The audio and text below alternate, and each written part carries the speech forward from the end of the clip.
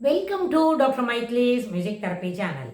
இன்றைய பதிவில் brain and behaviour என்ற தலைப்பில் சில செய்திகளை நம்ம பகிர்ந்துக்கலாம். அதாவது நியூரோ சைக்காலஜி, நியூரோ பயாலஜி, இது ரெண்டும் சேர்ந்ததில் நம்மளோட பயாலஜிக்கல் ஆஸ்பெக்ட்ஸில் நம்மளோட மூளை என்னெல்லாம் பண்ணும், நிறைய விஷயங்களை சேகரிச்சுக்கும்.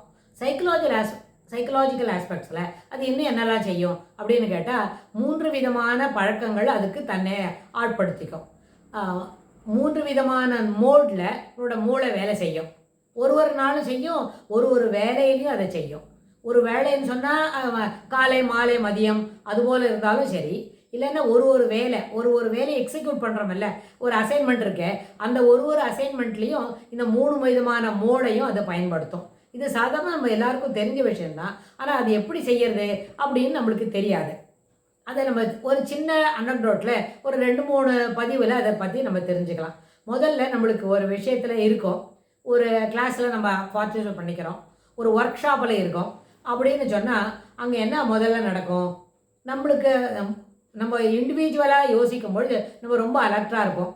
ஒருவேளை அந்த புது இடத்துக்கு வந்திருக்கோம், அங்கே இருக்கிற செயல்பாடெல்லாம் நம்மளுக்கு தெரியுமோ தெரியாதோ, அதனால் என்ன செய்வோம், அது ரொம்ப காஷஸாக இருப்போம். புது இடத்துக்கு போயிருக்கோம், அங்கே ஒரு ஒர்க் ஷாப் வேறு என்ன பண்ணுறோம், நம்ம அதில் பங்கு பற்றி கொள்கிறோம். அப்போ என்ன நடக்கும்னு நம்மளுக்கு தெரியாது. அதனால் எப்போவுமே ரொம்ப காஷஸாக இருக்கும். ஒரு பழைய மாடலில் தன்னை தற்காத்து கொள்ளும்.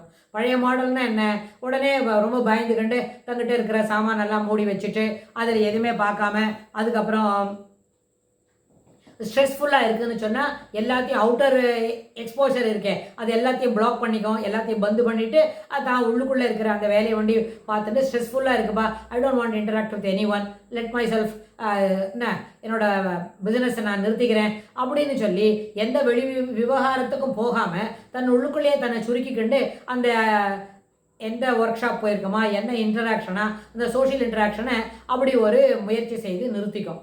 இது என்ன பேட்டர்ன்னு கேட்டால், இது என்ன மோடு அப்படின்னு கேட்டால், the brain doesn't want to face any stressful சுச்சுவேஷனை பார்க்குறதுக்கு அது தயாராக இல்லை. மோரோவர் அது இண்டிவிஜுவல் என்ன பண்ணிக்கிறது, சேஃப்கார்டு பண்ணிக்கணும்னு சொல்லி தன்னோட எக்ஸ்போஷர் இருக்க வெரி எக்ஸ்டர்னலாக நம்ம சில விஷயங்கள்லாம் பார்த்துருக்கோமே அதெல்லாம் க்ளோஸ் பண்ணிவிட்டு தன்னை பந்து பண்ணிக்கணும்னு சொல்கிறது. இந்த மாதிரி ஒரு மோடில் இருக்கிறதுக்கு என்ன காரணம்னு கேட்டால், இது எப்படி டேர்ன் பண்ணலான்னா, ஓல்டஸ்ட் மோடு, பழைய காலத்து பிஹேவியர். எங்கேயோ ஒரு இடத்துல தப்பு நடக்கிறதுன்னா அந்த தெருவுக்கே போகாமல் இருப்பாங்க சில பேர். அப்புறம் எங்கேயோ ஒரு தப்பு நடக்கிறது அப்படின்னு சொன்னால் அது யார் நடத்துகிறாங்களோ அவங்களோட முகம் பார்த்து கூட பேச மாட்டாங்க. இதெல்லாம் ஒரு பழைய காலத்து மாடல் அப்படின்வாங்க. பழைய காலத்து மாடல்னு மாத்திரம் இல்லாமல் அந்த மாதிரி ஒரு சுச்சுவேஷனில் நம்மளால் எதுவும் புதுசாக கற்றுக்கொள்ள முடியாது. இது ஒரு என்ன ஏற்புடைய நிகழ்வு இல்லவே இல்லை. ஆனால் இது சேஃபஸ்ட் மோடு. இதுபோல் எங்கேயோ ஒரு தப்பு நடக்குது அப்படின்னு சொன்னால் அந்த வழியாக கூட நம்ம போகலைன்னா we are safeguarding ourselves, individual as well as our experiences. ரெண்டுமே நம்ம ப்ரிகாஷன் பண்ணிக்கிறோம், ரொம்ப ப்ரிகாஷனரி மெத்தட்ஸ் எடுத்துக்கிறோம். அதே நேரத்தில் எந்த விதமான அன்வான்ட் எக்ஸ்போஷரும் நம்ம தயாராக இல்லை அப்படின்னா அதெல்லாம் சேஃப்கார்டிங் த செல்ஃப் as well as என்ன ரொம்ப சேஃப்கார்டு, ரொம்ப நல்லது தான் இது. ஆனால் இதில் இந்த மாதிரி ஒரு மோட் ஆஃப் பிஹேவியர்லேருந்து நம்மளால் எதுவுமே புது விஷயங்களை கற்றுக்கொள்ள இயலாது. இது ஒரு விதமான அப்ரோச்.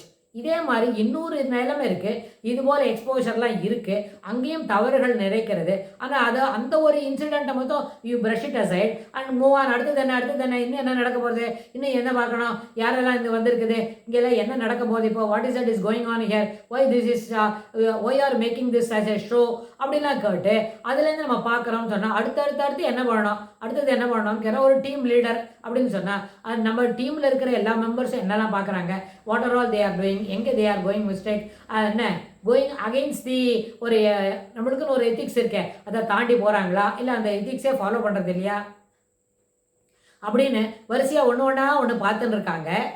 இதில் ஆனால் ஒன்று எக்ஸ்போஷர் இருக்கும். வி ஆர் நாட் என்ன பண்ண, நம்மளுக்கு எந்த விதமான எக்ஸ்பீரியன்ஸை நம்ம பந்து பண்ணிக்கல, எல்லாத்தையும் எக்ஸ்போஷர் பண்ணிக்கிறோம், எல்லாத்தையும் தெரிஞ்சுக்கிறோம் தான். ஆனால் இதில் ஒரு சாட்டிஸ்ஃபேக்ஷனே இருக்காது. இந்த மோட் ஆஃப் பிஹேவியரில் இந்த மோட் ஆஃப் அப்ரோச்சில் ஒரு விதமான சாட்டிஸ்ஃபேக்ஷனும் இருக்காது. புது விஷயங்களை கற்றுக்கொள்ள முடியாது. நம்மளுக்கு என்ன தெரியுமோ அதை வந்து எக்ஸிக்யூட் பண்ணுவோம். அதுலேயே ஸ்ட்ரெஸ்ஃபுல்லாக இருந்தாலும் அந்த ஸ்ட்ரெஸ்ஃபுல்லாக இருக்கிற அந்த ஒரு பாயிண்ட்டை மட்டும் நகர்த்திட்டு you brush it aside, you move ahead அப்படின்னு இருக்கும். ஆனால் இதில் ப்ராக்ரஸ்ன்றதை பார்க்க முடியாது. தன்னுடைய தனிப்பட்ட முறையினோட வளர்ச்சி பார்க்கணும் இல்லையா, அதுதானே ஒரு செயல்பாட்டு திறனில் இருக்கிற மேன்மையை வெளிக்காட்டும். அதனால இது பார்த்துக்கிறதுக்கு வாய்ப்பே இல்லை.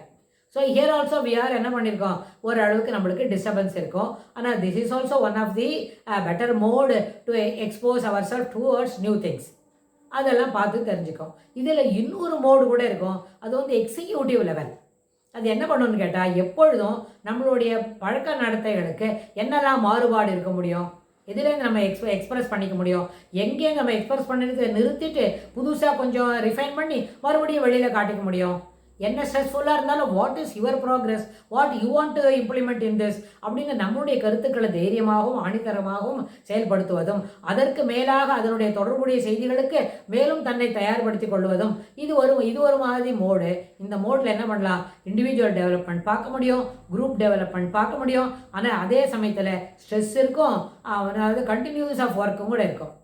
இந்த முதல் 2 மோடில் இருந்த ஸ்ட்ரெஸ்ஸு, அடுத்ததில் இருக்கிற என்ன அடுத்தடுத்து செய்கிற வேலைகள் இருந்தாலும் இதில் வந்து எக்ஸிக்யூட் பண்ணுறோம், நம்மளோட கருத்துக்களையும் ஆணித்தரமாக எடுத்து முன்ன வைக்கிறோம், எல்லாரோடையும் தெளிவாக பேசுகிறோம். ஆனால் அதில் ஸ்ட்ரெஸ் இருக்கு. நம்மளுடைய கருத்துக்களுக்கு அங்கங்கே என்ன வருது, அகெயின்ஸ்ட் கமெண்ட்ஸ் வருது தான். இருந்தாலும் we are not at all taking into account those things.